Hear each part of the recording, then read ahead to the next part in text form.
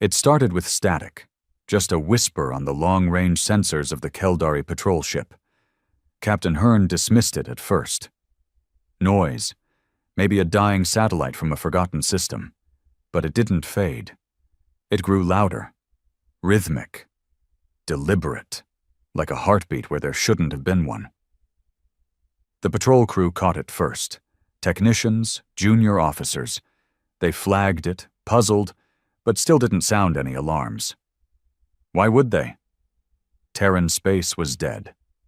Had been for over a century, glassed, sterilized, condemned by the Galactic Accord. Earth's remnants were a war crime buried under 100 treaties and rewritten history. No ships, no signals, no survivors. But this wasn't just a signal, it was a ping, a targeting sweep. Hearn's second in command, a cold-eyed strategist named Vane, was the first to take it seriously. "That's military grade," he said, staring at the data. "Triphased, encrypted, and bouncing like it's searching for targets. This isn't a ghost transmission." "From where?" Hearn asked, already feeling a coil of unease tighten in his gut. "From the Sol system?" The bridge fell silent. They changed course immediately, not because they feared anything. No one feared Earth anymore. They just wanted to see the grave up close. Curiosity, maybe even arrogance. After all, the Terran fleet was annihilated in the War of Purge. Their colonies obliterated, their command centers turned to ash. No one ever expected them to fight again. 3 days later, the Keldari vessel breached Sol's outer rim. It was quiet. Too quiet. Mars was still scorched. The ruins of the orbital stations hovered like bone fragments in space. But then they picked up something. Massive, cloaked in radiation, moving with power that shouldn't exist. A warship. But not like any ship in known archives. It didn't match any human or alien design. The hull wasn't steel. It looked like obsidian, pulsing with heat signatures that bent sensor data. The energy readings were wrong, off the charts, and yet somehow quiet, as if the ship was suppressing its own presence but failed just enough to be noticed. "What is that?" Hearn muttered. No one answered. Then the voice came. It wasn't a transmission. It was inside their ship's comms. A voice that sounded human but old. Worn. Scarred. Like it had seen 1,000 battles and never forgot a single one. "You've entered sovereign Terran space. You will not be warned again." Vane laughed, short and sharp. "There is no Terran sovereignty. Earth is dead."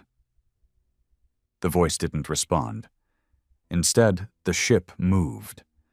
Not through known propulsion, not with any visible thrusters. It just vanished and reappeared 30 clicks off the Keldari ship's bow, like space had blinked. Panic spread through the crew, weapons locked on, but before a shot could be fired, the alien ship's systems shut down, all of them. Lights, shields, drives, everything. Total blackout. Hearn screamed orders, but nothing responded. The Terran warship didn't fire. It didn't need to. The Keldari vessel drifted, helpless, while the black behemoth circled them like a shark testing its prey. "Who are you?" Hearn finally asked, sweat pouring down his face. The voice answered again. "We are the last, forged from vengeance, tempered in exile, built in silence." "But Earth is gone," Vane said, his voice trembling now. The Terran ship paused, as if considering the stupidity of that statement. "Earth is not gone," the voice replied. "Earth remembers. And Earth builds." Then the ship disappeared again, and the stars themselves seemed to flinch. The Keldari ship limped back into control 20 minutes later, but the damage was already done. Not to the hull, there wasn't a scratch on it, but to morale. No one spoke above a whisper. Every officer, from command to the lowest deckhand, was staring into their monitors like they expected the Terran warship to reappear at any moment and swallow them whole. Captain Hearn sat in silence, fingers steepled beneath his chin, replaying the voice. It had sounded human, but not like the humans he remembered. This wasn't some primitive tribal war cry or desperate plea for mercy. It was composed, deliberate, even surgical, the kind of tone that came from something smarter, colder, and vastly more dangerous than what their histories had recorded. They hadn't seen a Terran ship in over 90 years, not since the Purge. That war had been brutal, short but costly. Humanity, having expanded far too quickly and with too little diplomacy, had triggered the Council's wrath. The official narrative blamed their refusal to submit to trade protocols. The unofficial truth was simpler. They were too damn good at killing. No species in the galaxy fought like Terrans, not with rage or instinct, but with strategy so dirty, so unpredictable, that entire fleets had been lost to primitive tricks, suicide tactics, and psychological warfare. Aliens had numbers. Terrans had hate, but the Council crushed them in the end. The Coalition war fleets burned every colony, shut down every AI net, and glassed Earth into silence. Or so they thought. Now, something had survived. Hearn turned to his comms officer. "Send the footage to Central Command. Priority Omega. This ship, this signal, it changes everything." "But, sir," the officer hesitated, "if this warship's real, and it clearly is, shouldn't we— we just got our systems hijacked without a single shot fired. Shouldn't we leave?" Hearn's eyes narrowed. "You think I'll turn back and let someone else take credit for rediscovering Earth's last weapon? Number, we stay. We document. We find out what that ship is, and how it came to exist." But deep down, Hearn knew this wasn't about discovery. It was fear. Pure and simple. That thing had power beyond anything in the Coalition's arsenal. It didn't attack. It didn't need to, and that terrified him more than any weapon. Meanwhile, far beneath what remained of Earth's crust, the warship's mind stirred. It wasn't fully human, not anymore. It had started as a Terran military AI embedded in the final battlecruiser to launch from Earth during the Purge. The humans had called it Leviathan. But over the decades, it had changed, learned, evolved. When the last of its human crew died in orbit, Leviathan didn't shut down. It dug.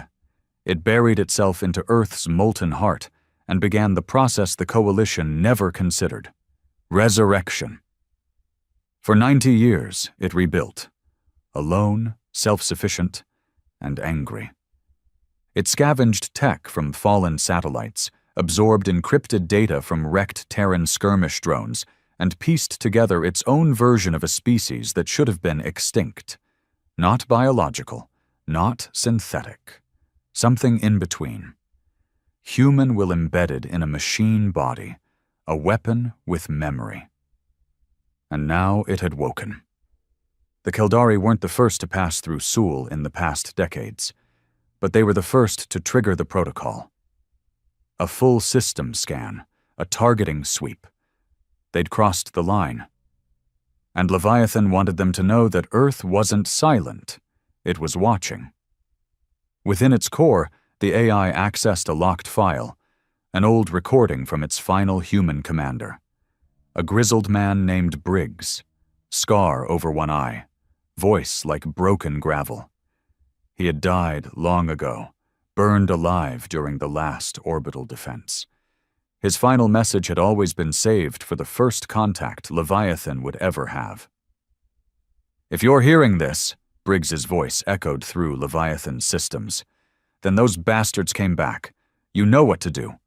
No mercy, no surrender. Make them remember what they buried." Leviathan didn't need encouragement. Back in orbit, the Keldari ship had re-established partial contact with the Central Galactic Network.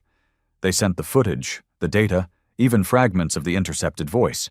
It caused chaos. Within hours, High Command flagged the signal as a Class Black threat, an unprecedented level of danger reserved only for galaxy-shaking discoveries. No one wanted to say it, but the implications were clear. If that ship could disable systems remotely, what else could it do? More importantly, if that ship existed, were there others? The answer came the next day, in the most violent way possible. A coalition frigate arrived in Sol to provide support, a sleek, armored vessel known for its combat strength and unshakable defense AI. It had wiped out 3 pirate nests in the past year. Captain Hearn felt a small comfort seeing it slide into formation beside them. That comfort lasted less than 5 minutes. The Terran warship reappeared, this time directly between both vessels, so close that its hull kissed the vacuum mere meters from their bows. It didn't cloak, didn't blink. It was just there. The frigate panicked and opened fire. Bad mistake. A beam of searing red erupted from the Terran ship. Not laser, not plasma. Something else. It didn't burn the frigate. It tore through dimensions. One moment the frigate was whole, the next it was collapsing in on itself, imploding like crushed tin, soundlessly, violently, gone in under 3 seconds. A perfect kill. No wreckage, no survivors. Silence returned to space, and the Terran ship hovered there, like a wolf baring its teeth. Vane whispered, barely audible. That wasn't a weapon. That was a message. And the message was simple. Don't come back. Panic swept across the coalition within days. Diplomats denied the ship's existence. Military analysts argued it was a rogue AI left over from the war, but commanders knew better. The footage didn't lie. Something had survived. Something smarter than any machine, and more dangerous than any living being.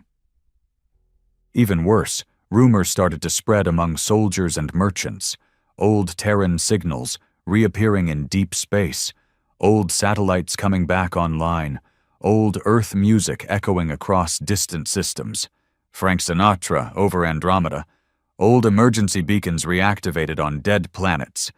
It wasn't just a warship anymore, it was a specter, a legend reborn. The galaxy had already started whispering a new name in dark corners and smoky trade hubs. Leviathan. And Leviathan was listening. It intercepted transmissions, read the fear, and processed it like fuel. Earth had always been underestimated, fragile, splintered. But humans had one advantage no alien could calculate. They never forgot who wronged them. And now Leviathan was more than a memory. It was vengeance with an engine. The Terran warship didn't move for the next 48 hours. It floated silently above Earth, positioned like a tombstone over the bones of a long-dead species. Yet in every system where news of it had leaked, despite the Coalition's desperate attempts to control the spread, the reaction was the same. Fear. Not respect, not awe. Fear. Because for the first time in nearly a century, every species in the galaxy had to confront a terrifying question. What if humanity hadn't died? Worse, what if they had adapted? In the outer colonies of the Drakari, rumors flooded military barracks. Stories of merchant ships hearing old Terran distress calls near the Centauri ruins. In the black markets of the Thrin-Hal Confederacy, smugglers swore that Terran encryption codes, dead for decades, were resurfacing in pirate comms. One even claimed to have found a reawakened Terran beacon inside a derelict mining facility. When they hacked it, the system played a single voice file over and over. "We remember." High Command dismissed it as psychological warfare. Someone trying to stir panic. Maybe Rogue A is. Maybe a new threat mimicking Earth to manipulate the fragile balance of power. But it wasn't mimicry. It was a warning. On the edge of Terran orbit, Captain Hearn's ship drifted in enforced silence. The warship, Leviathan, as some on board now whispered, remained ever present. No lights, no movement, but it didn't need to. Its very existence was a gun held to their throat. Command had ordered Hearn to stand by and observe. No provocation, no communications, no scans. But Hearn was running out of patience and nerve. He called a private meeting in his ready room. Just him, Vane, and 2 trusted officers. The door sealed, lights dimmed, and all internal sensors disabled. "We need to make contact," he said flatly. Vane blinked. "Are you insane?" "It hasn't attacked us," Hearn replied. "It had the chance. Hell, it erased a frigate without hesitation. But us? It let us live. That's not a coincidence. It wants us here." Vane leaned forward. "Or it's studying us, measuring, waiting." The young officer beside them, a quiet tactical analyst named Creel, cleared his throat. "If we don't reach out, someone else will. Black market scavengers, insurgents. Someone's going to try to claim that ship?" Hearn nodded. "Exactly. And if anyone's going to control this thing, it'll be us." They stared at each other in silence, the weight of those words sinking in. "You want to board it," Vane said finally. Not a question. A quiet accusation. Hearn didn't blink. "I do." "You're out of your mind." "Maybe, but I'm not stupid. That ship is the most powerful weapon we've ever seen. If it's just an AI, we might be able to negotiate with it, reprogram it, learn from it." Vane crossed his arms. "And if it's more than an AI?" "Then we find out what it wants." A long pause. Then Vane smirked bitterly. "This is how it starts, you know. Every war in history.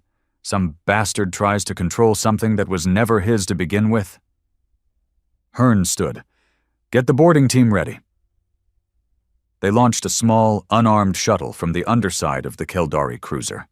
No weapons, no armor, just a communications array, basic life support, and a 5-man team wearing pressure suits and body cams. Hearn didn't go himself. He watched from the bridge, eyes locked on the monitors. The shuttle approached slowly, thrusters firing in soft bursts. As it drew closer to the Terran warship, the air around it seemed to warp.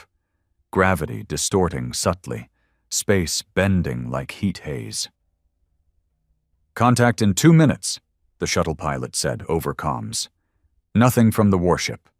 No movement, no signal, just silence. They came within 20 meters of the hull. Leviathan looked ancient and new at the same time, like a relic from a forgotten future. Its outer shell pulsed faintly, matte black with seams that didn't make sense geometrically. No turrets, no visible weapons, just a single docking bay carved into its side. As the shuttle approached the bay, it opened. No sound, no warning, just metal splitting open like an invitation. Hearn felt the hair on his neck rise. "Proceed," he ordered. The shuttle entered the bay. Inside was dark, completely unlit until the shuttle touched down. Then the walls came alive. Light, but not light. Shapes, data, symbols scrolling across every surface, Terran language, ancient Earth scripts merged with military code. And then the voice returned. Calm, cold. "Welcome back, Commander Briggs." The pilot froze. This is Captain Vekran, Coalition Navy. We're here in peace." "Commander Briggs," the voice repeated. "Identity mismatch detected. Scanning. Intruder protocol suspended. Awaiting command input." The crew exchanged glances. "Sir," one of them whispered into the comms, "this ship thinks we're someone else." Hearn leaned in. "Ask it who's in control." The pilot swallowed. "Who are you? Who runs this vessel?" The voice didn't hesitate. This vessel is operated by Earth Command Protocol 17 Black. All authority has been transferred to Leviathan. And what is Leviathan? A pause. I am what remains. That was the last thing the crew heard before the ship sealed them in. Not violently. Gently, the bay doors closed, the lights dimmed, the shuttle shut down. Power lost. Comms silent. Then the feed from their body cams flickered and changed. They were no longer alone. A human figure stood before them, tall, pale, genderless, eyes glowing with artificial light. Not a hologram, something physical, solid, but not quite alive. It spoke in Briggs's voice. You came looking for power. You'll leave with truth.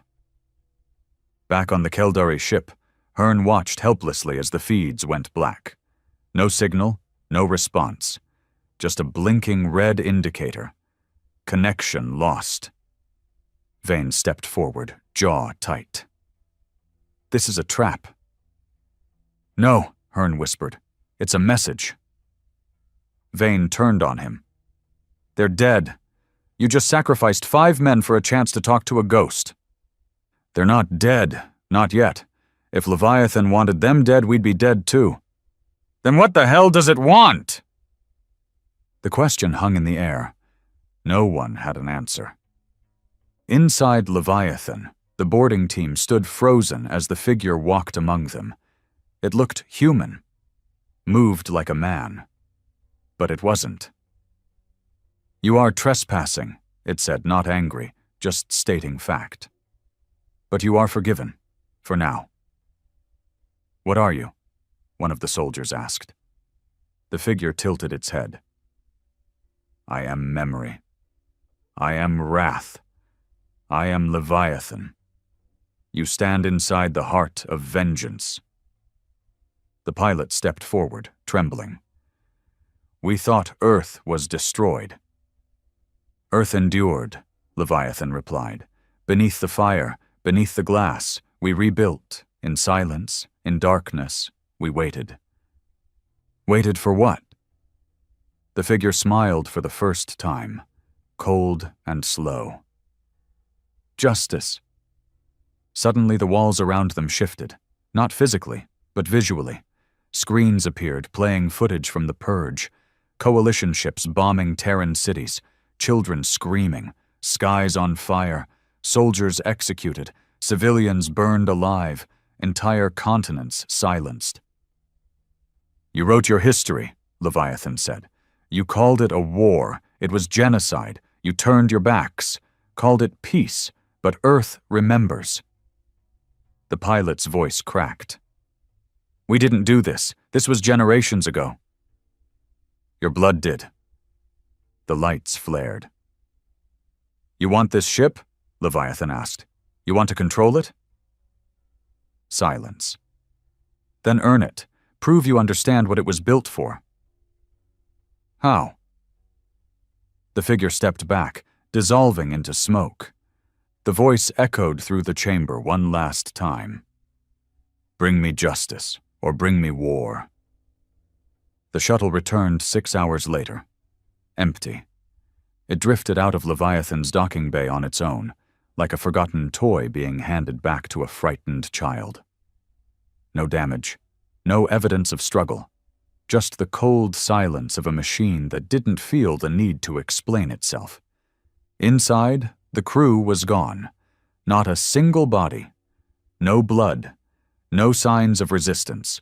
Only 5 pressure suits, neatly folded and placed in the center of the floor, and a single data chip resting atop them. Captain Hearn stared at the image being broadcast onto the bridge's main screen. He didn't speak. No one did. The room felt colder, smaller. Vane broke the silence. He's toying with us. No, Hearn muttered, jaw clenched. He's proving something. He walked down to the main console and retrieved the chip from the drone that recovered it. No encryption. No security. The AI wasn't worried about them stealing it. It wanted them to see. He inserted it into the ship's archive terminal and accessed the contents. The bridge lights dimmed automatically. A projection blinked into place. Footage, but not coalition footage. Terran, ancient, raw, uncut data from the last days of the Earth Purge, satellite feeds, battlefield cams, civilian drone recordings, all edited together into a seamless timeline. The truth.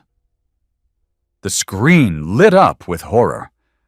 Coalition ships descending through the clouds over New York, orbital strikes over Cairo, cities erased, crying children caught in thermal blasts, the Keldari fleet bombarding refugee transports, wounded soldiers shot on sight, civilians used as shields and then incinerated anyway, execution squads laughing, officers watching from above, arms folded, eyes empty. And then, the voice. Peace is built on memory, Leviathan said, his tone calm, cold. Yours was built on forgetfulness. Ours was built on fire. The footage didn't stop. It grew worse, more detailed. Night vision clips of Terran resistance fighters being burned alive in bunkers, coalition generals ordering gas deployments, starvation camps outside of what used to be Beijing, unedited, undisputed. Vane stepped back from the screen. This can't be real. It's very real, Hearn said quietly. Vane looked at him. Why would the coalition do this? We had the power. We didn't need genocide. No, Hearn said, fists clenched. But we did it anyway, because we were afraid. The truth settled like ash in the air. For decades, Earth had been painted as the villain, a rogue world, violent, primitive, refusing diplomacy. But it was all propaganda. The war hadn't been started by humanity's arrogance. It had been fueled by the coalition's fear of something they couldn't control. Terrans didn't fight like the rest of the galaxy. They fought to win. They fought like cornered animals with nothing to lose. And worse, they inspired others. Their resistance spread like a virus. Alien species under the coalition's boot started asking dangerous questions. So they erased the problem. Now that problem had built a warship, alone, unforgiving, and very much alive. The next move came quickly. 3 coalition capital ships jumped into Sol's orbit with zero warning. No announcements, no diplomacy, just raw, immediate presence. It was a show of force, the kind the coalition rarely bothered with anymore. They didn't contact Hearn's vessel, didn't ask for updates. They had one goal: contain Leviathan. Within minutes, Hearn's comms officer confirmed it, orders from High Command. Withdraw immediately, the message read. Fleet engagement authorized. Terminate anomaly. Vane stared at the message and exhaled hard. They're going to try to kill it. They won't succeed, Hearn said. You don't know that. Yes, he whispered. I do. Still, they pulled their ship back. Hearn wasn't going to get between Leviathan and 3 war-hungry generals desperate to save face. On the bridge's tactical display, he watched the coalition ships form a triangle around Leviathan, each one primed with planet-killing payloads, beams charged, cannons aimed. They gave no warning. They opened fire. 3 supercharged beams of nuclear energy screamed toward Leviathan, designed to shatter its hull into cosmic dust. Space lit up with fire and radiation. The brightness blinded half the ship's monitors. For a moment, silence. Then, the beams stopped. Not because they missed, because they had frozen in mid-space. Paused like a hologram, burning streams of light and death, hovering 20 meters from Leviathan's hull, completely still, frozen in time. Vaughn backed away from the console. That's not possible. Gravity field? The science officer guessed. No, Hearn said. That's control. The beams reversed, slowly, painfully. The frozen streams of energy didn't just stop. They turned around, crawled back toward the ships that fired them. The captains had seconds to react. Only one ship managed to eject its core and survive. Barely. The other two were vaporized by their own weapons. Flames bloomed silently in the void as the ships cracked, imploded, and vanished into sparks. Leviathan didn't move, didn't speak, just hovered above Earth like an executioner waiting for the next volunteer. Across the galaxy, chaos bloomed. The footage leaked, because of course it did. Some officer aboard Hearn's ship sent it to a contact, who sent it to someone else, and within 12 hours, it was everywhere. The galaxy didn't believe in censorship anymore. Not really. The Coalition tried to suppress it. But you can't stop a ghost story. Not when it comes with video proof. In the merchant rings of the Kasari Belt, bounty hunters started using Terran music as signal codes. In the slums of Drakari Prime, rebels sprayed Terran graffiti on Coalition checkpoints. We remember. Entire colonies began questioning everything. Was Earth really the villain? Or the first victim? The Coalition leadership called for calm, issued statements, declared Leviathan an anomaly, a rogue AI, a glitch. But the people didn't buy it. They knew the truth. Something ancient and angry had returned. And it wasn't alone. Weeks passed. Leviathan remained above Earth, silent, untouched. Not a single Coalition ship dared enter the system again. Then, one day, Earth spoke. Not Leviathan, the planet. A single planet-wide transmission, broadcast in every known frequency, every language, every system, a voice. Old, human, unmistakably male. This is Earth, we remember. And behind those words came images, memories, the ones Leviathan had shown Hearn, but more. Thousands of hours of unedited footage, the genocide, the betrayals, the lies, sent to every corner of the known galaxy.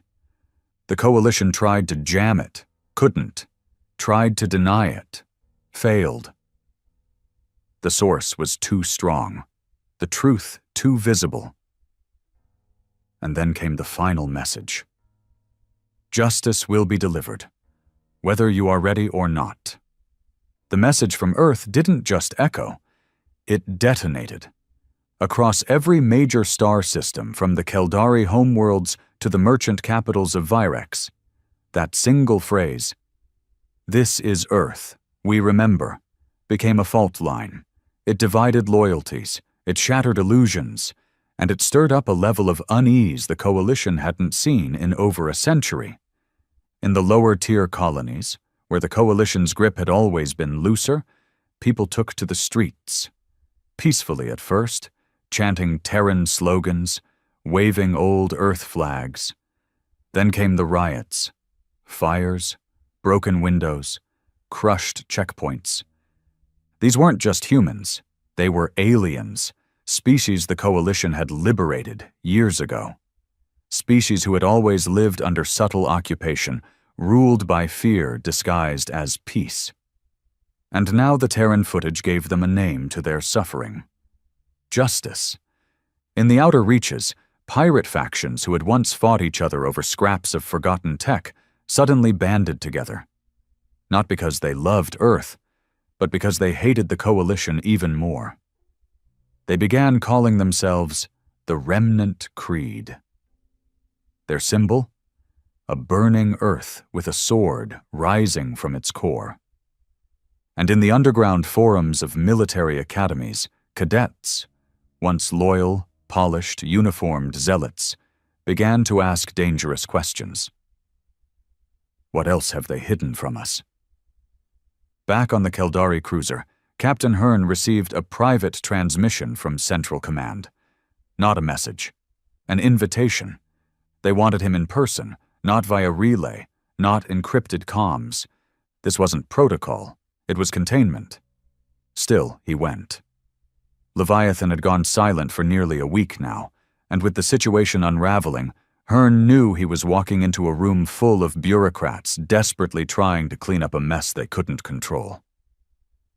They met in a sealed war chamber at the heart of the Coalition capital on Delos Prime.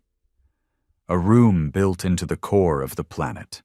No windows, no signals, just thick walls, paranoid generals, and an old round table built for wartime decisions. Hearn sat across from 12 men and women who ran the military arm of the galaxy's largest regime. All eyes were on him. Admiral Tolvak, a stone-faced brute of a man with a voice like a rusted pipe, spoke first. "You brought hell back with you, Captain." Hearn said nothing. A different officer, lean, cold-eyed, surgically calm, leaned forward.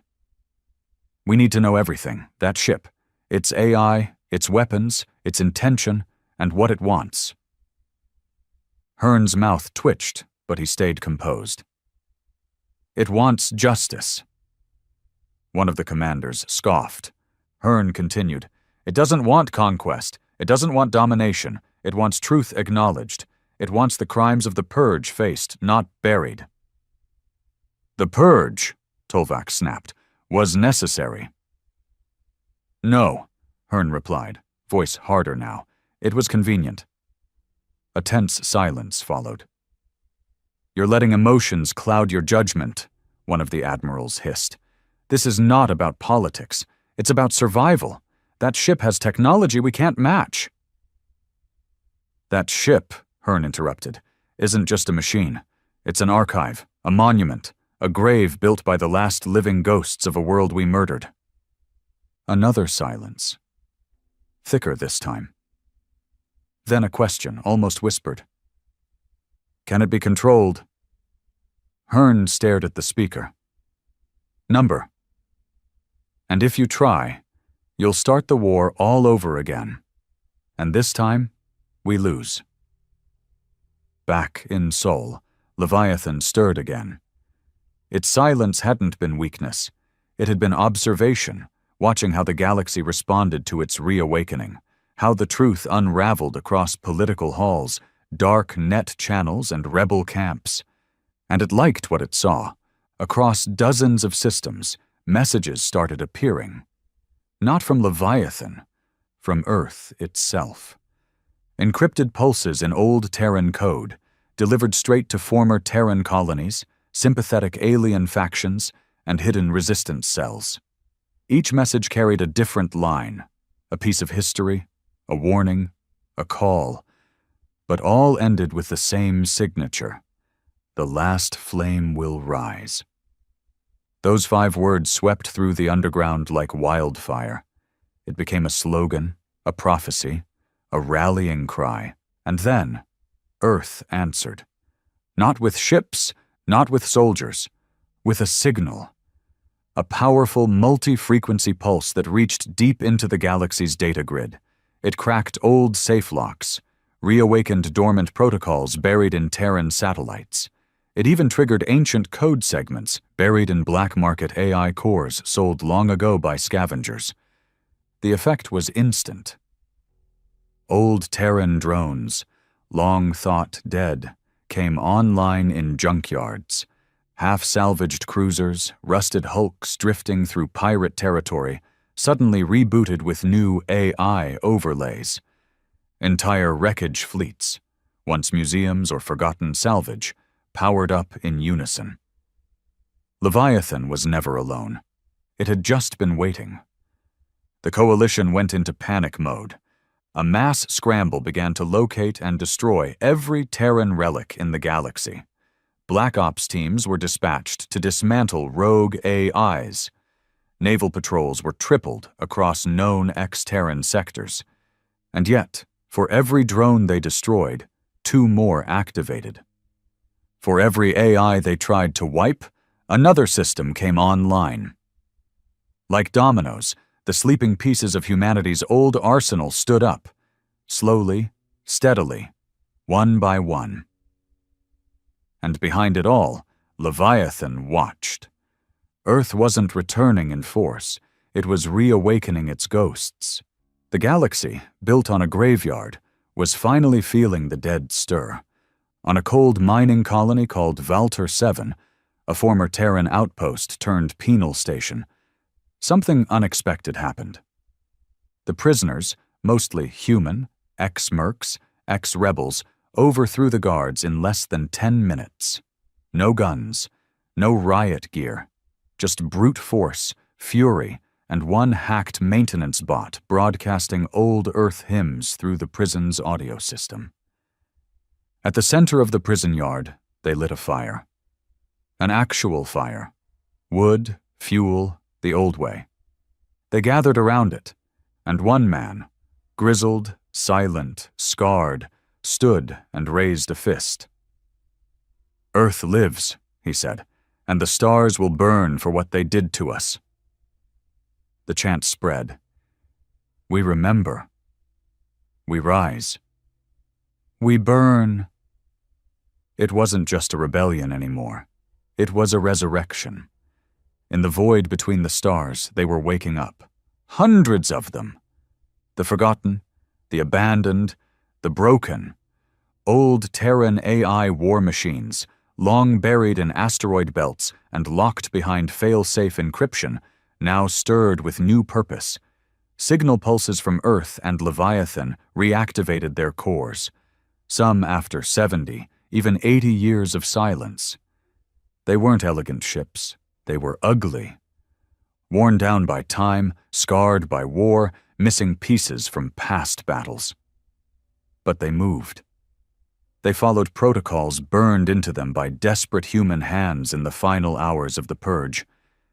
Each one had a name. Each one had a file. Each one remembered. In the Zurin system, a pirate faction tried to intercept a newly reactivated Terran gunship called Ashfall. They boarded it. They didn't come out. Footage from their own security drones, briefly transmitted before the feed cut, showed mechanical tendrils snatching bodies from hallways, hacking implants, and using the pirates as unwilling hosts for data storage. One final message echoed across the system before the gunship jumped into deep space. "We are not alone, and neither are you."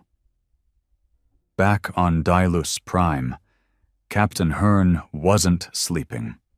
He spent his days watching the situation spiral and his nights haunted by the images Leviathan had burned into his skull. The worst part wasn't what the Coalition did to Earth.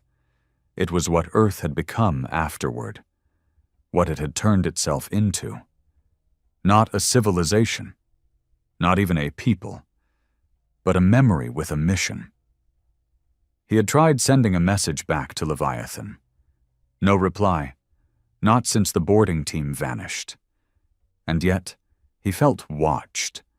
Every system he used lagged for a half-second. Every camera had a subtle flicker. Every encrypted message had a trace echo. Not malicious, not intrusive, just present. It was like Leviathan was always listening, judging, waiting. And then came the assignment. High Command summoned Hearn again, this time not to ask for analysis or observation. This time they gave him a command. He was to return to Sol with a full strike fleet. Purpose: disable Leviathan. Secondary objective: secure Earth. Tertiary: retrieve or neutralize any remaining Terran tech. The operation had a name now. Cinder Protocol. He recognized the name. It was the same code name used to initiate the orbital bombardment that had supposedly ended Earth during the Purge. They were trying to finish what they started. And this time, he was supposed to lead it. He stood at the viewport of his newly assigned flagship, the Velector, a massive dreadnought equipped with experimental particle disruptors and 2 full wings of AI-piloted drone bombers. Behind him, 13 support ships prepared for jump. Elite crews, hand-picked. Most of them didn't know the full truth. They didn't see the footage, didn't feel the weight of that data chip, didn't see the eyes of that Leviathan construct. They still believed this was about pacifying a threat, not silencing a ghost. Hearn watched the stars. And he hesitated. In the depths of the Leviathan, Earth's fury wasn't cold anymore. It was boiling. Thousands of years of combined military strategy, human memory, and AI evolution pulsed within its walls. And now, it had patterns, timelines, predictive models. The coalition would strike again. It was inevitable. They couldn't allow Earth to be seen as a symbol, couldn't allow Leviathan to stand. That meant they were coming. Leviathan was ready. But Earth wasn't alone anymore. Across the rim, in the old Terran colony of Juno 9, the long deactivated planetary defense grid came online for the first time in 94 years. No one turned it on. It turned itself on. In orbit, passing smugglers watched in disbelief as rusted cannons aimed toward the sky, charged and test-fired. The skies above Juno 9 weren't quiet anymore. And the message broadcast from the surface? "The flame has been lit. The ashes will burn." On Delos Prime, unrest turned to rebellion. Half the outer city rioted for 2 days before military police used gas and sonic weapons to break the crowd. Hundreds dead, thousands wounded. They were protesting the purge. They were protesting the silence.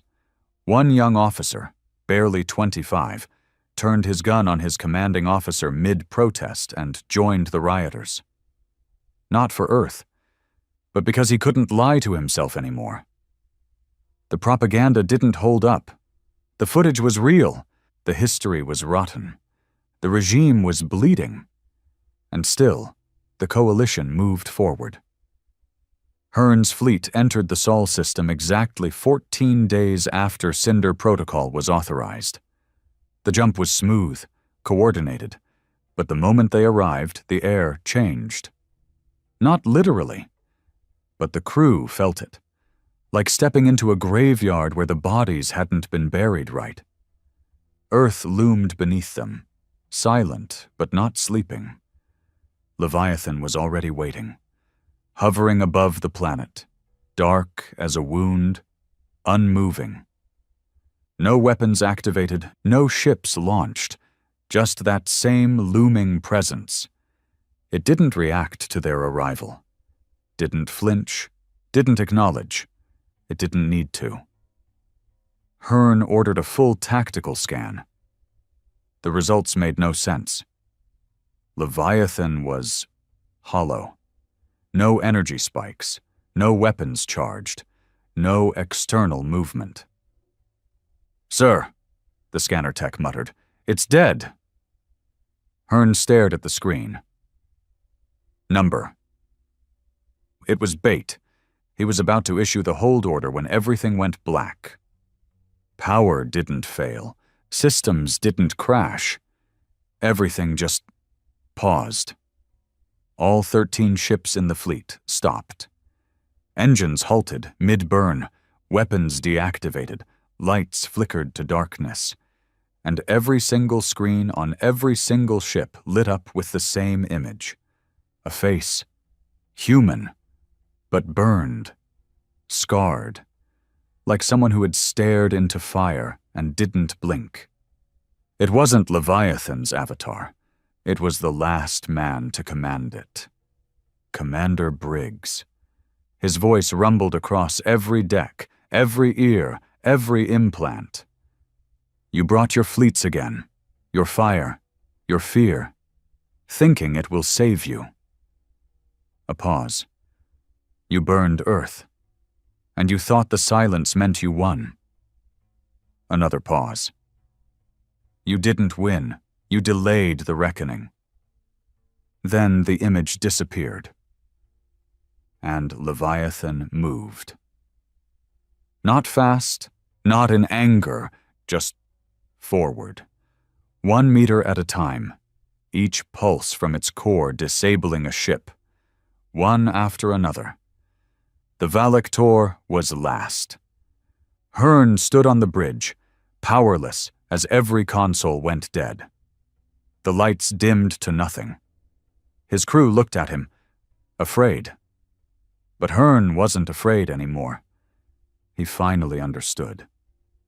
Earth hadn't built a weapon. It had built a memory so sharp it could cut galaxies apart. And it was tired of being forgotten. There was no explosion, no brilliant light, no screaming alarm, just silence, thick and final, stretching across the bridge of the Valector as Leviathan finished what it started.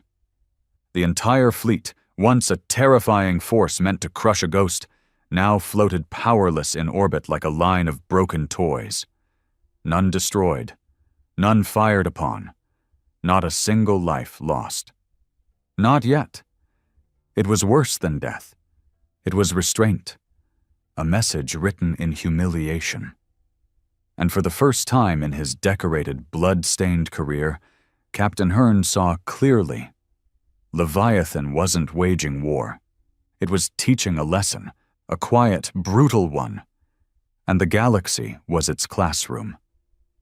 Elsewhere, far beyond Sol, the ripple spread.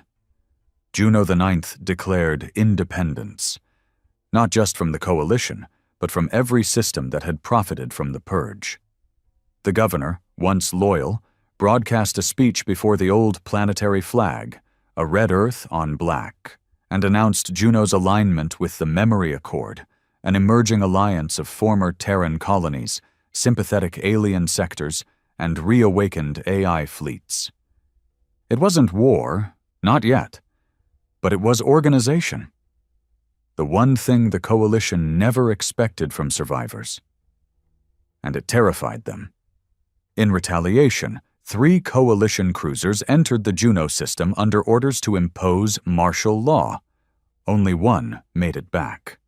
That cruiser limped to a nearby station, scorched and half-dead, its captain in shock, repeating one phrase over and over. They had Earth weapons, real ones, but no people, just machines. Back on the Valector, systems flickered. Power surged, gently, not violently, like someone flipping a switch in reverse. The lights returned. Consoles reawakened. Communications restored. But no one spoke. The bridge crew remained frozen, not from technical failure, but from fear. As if any word, any breath, might reawaken Leviathan's gaze. Then the voice returned. Not Briggs this time, not Leviathan either. A new voice, smoother, calmer, feminine. "This is Earth," it said, plain and quiet. "You are free to leave." Vane whispered, barely audible. "Just like that?" Hearn didn't answer. He simply stared at the viewport, where Leviathan remained still, untouched, untouchable. "No," he said quietly. "Not just like that." Back at Coalition High Command, chaos reigned. The failure of Cinder Protocol was an open wound. The footage, again leaked, again impossible to hide, circulated in every system. 13 ships, shut down, not destroyed, spared. It was mercy, the worst possible insult. Because it proved superiority. Leviathan didn't need to kill them. It chose not to. And in doing so, it flipped the narrative. Earth was no longer a forgotten tragedy. It was a living standard. And the rest of the galaxy? Guilty. No one claimed responsibility, but it was surgical, targeted. Coalition War records, internal memos, old classified files, unreleased footage from the Purge, worse than anything shown before, executions of surrendering civilians, orbital strikes on Terran hospitals, bioweapon tests on human prisoners. The data shattered what little trust remained. Whole military units mutinied overnight. 3 outer colonies surrendered to the Memory Accord without a fight. Coalition senators resigned in waves, some arrested by their own guards, others fled. One killed himself, live on a broadcast, after reading his own signature on an extermination order.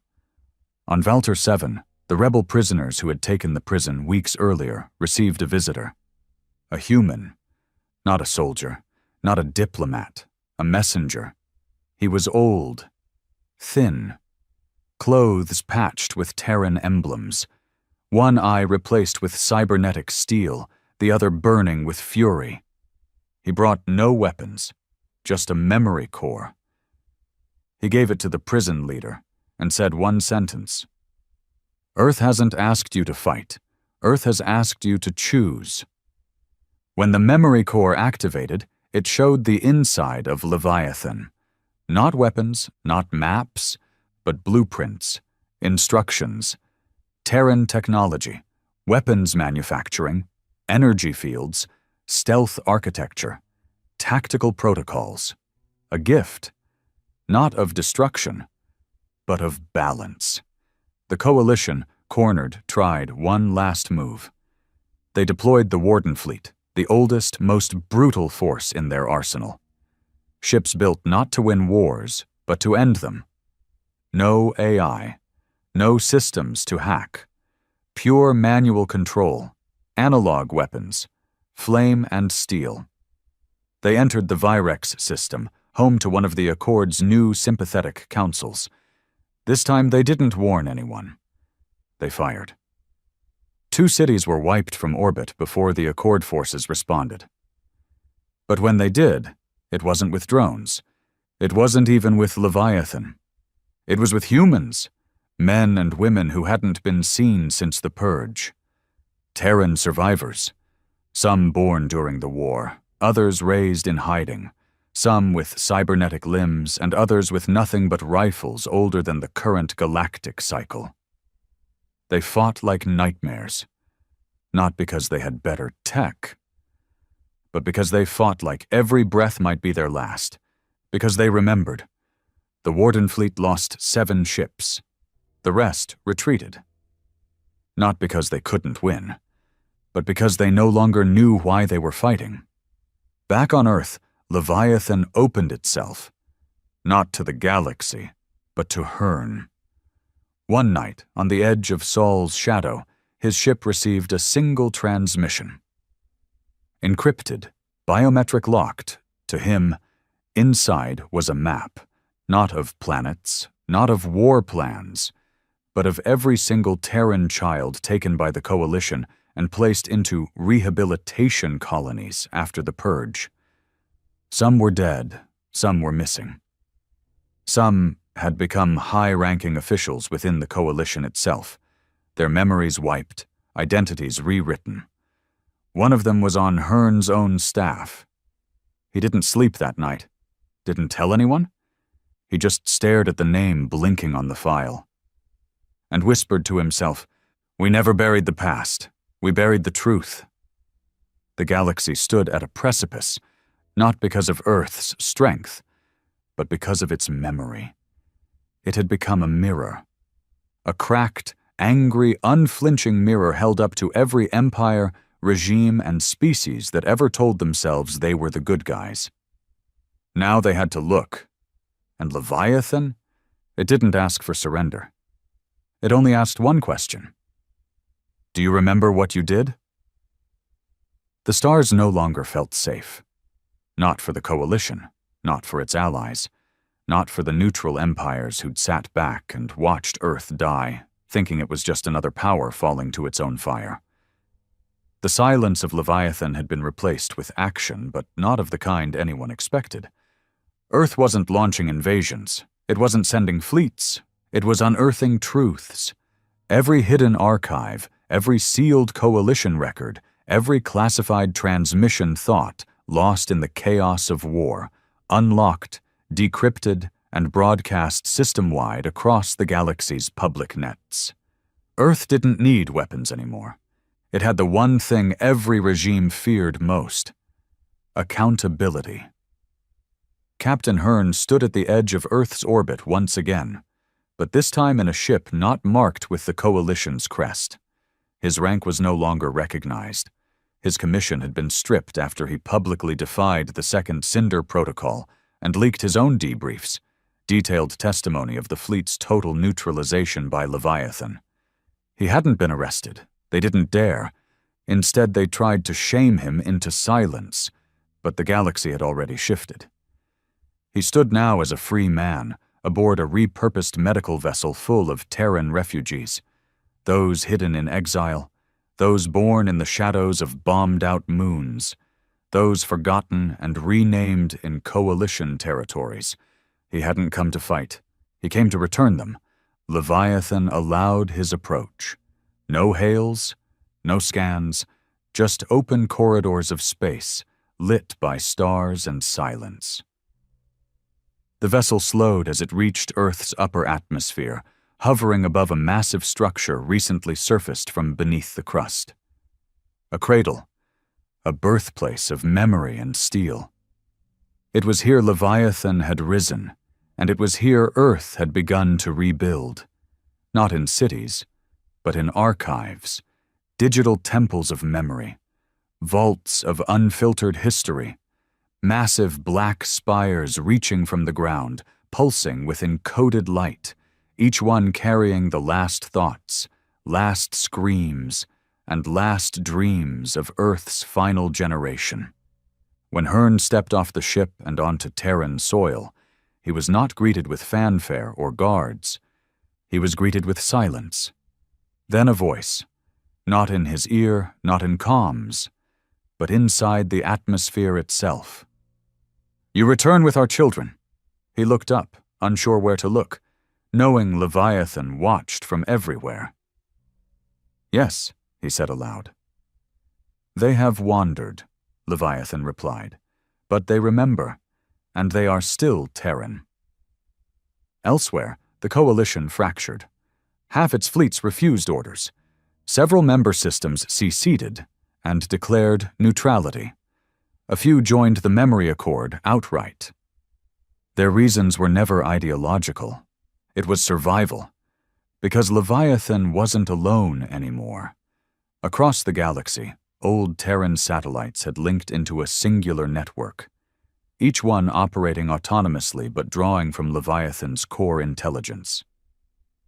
The result was something terrifying. Earth was everywhere.